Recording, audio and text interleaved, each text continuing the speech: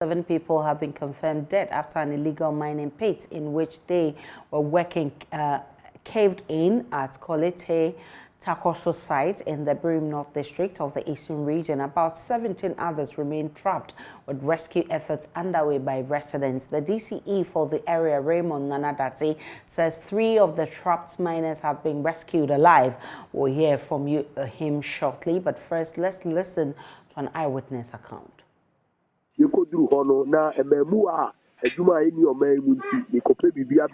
are young men who are trying to make ends meet. Because of the unemployment issues, they had gone underground in search of precious mineral, but it caved in on them. When we arrived, they were underneath. So we first called the police and fire service because they are better trained to assist. We waited for about 5 hours and then decided to intervene. We managed to pull out some miners who were injured.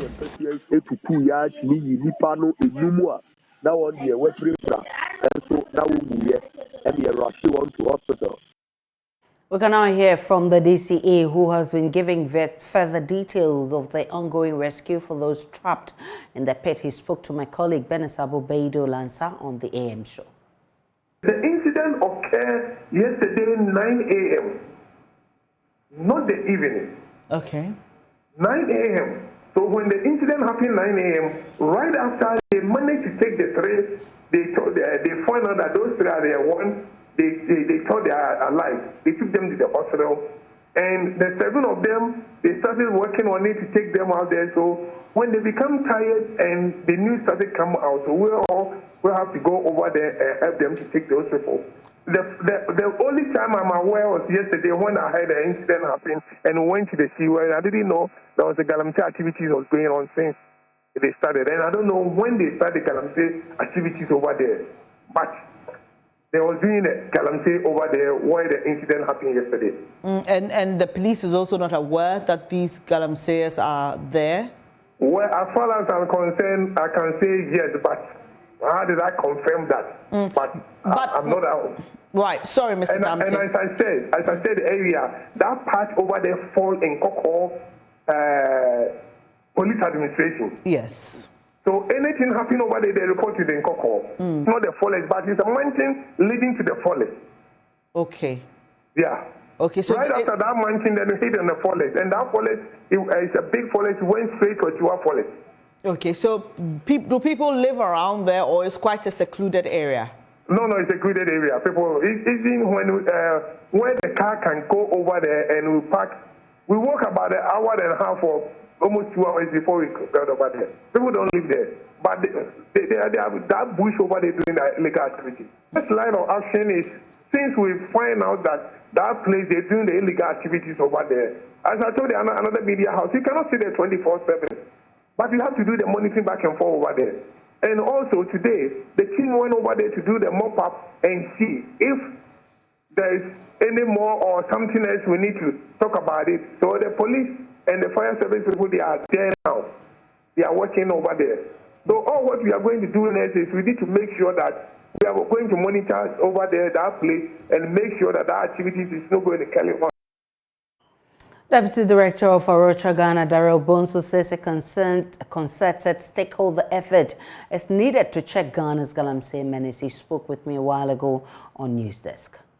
We need to say also that we are aware that these incidents actually occur much more often than is being reported, and also maybe because the number of people who have died is quite significant. That is why this is coming to our knowledge. But we know for certainty that these things are happening on a day-to-day basis in most of the mining areas. And it is not even all of them that we get to know about. Some of them are hidden, are kept under wraps. Nobody gets to know about it.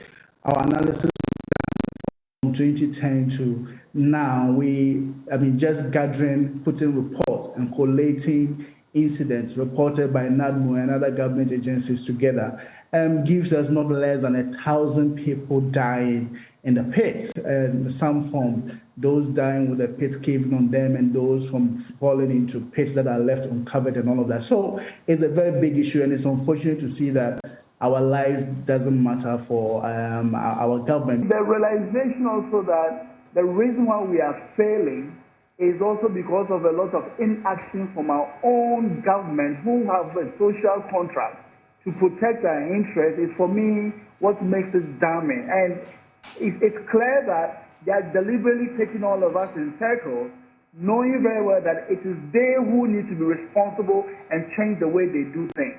I mean, anytime you think about these issues, you realize that you can't but really express the frustration and the fact that the government is not doing anything. You ask yourself, do we even need this government to really be talking about galamsey as they should?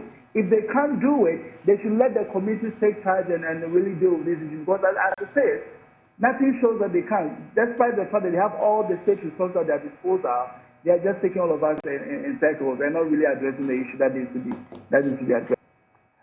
I think that we have an opportunity. Communities, civil society, churches, everybody should rise up and reorient communities and people close to them. Because clearly, we have the law that is punitive enough to stop anybody from engaging in illegal activities. It is clearly not working. We need to obviously now go to the ground, all of us, media people, churches, everybody, and appeal to the conscience of our own citizens. Because this is the future we are joking with. Our government is not interested in our lives. What happens to us is out there. So we need to take charge ourselves and deal with it.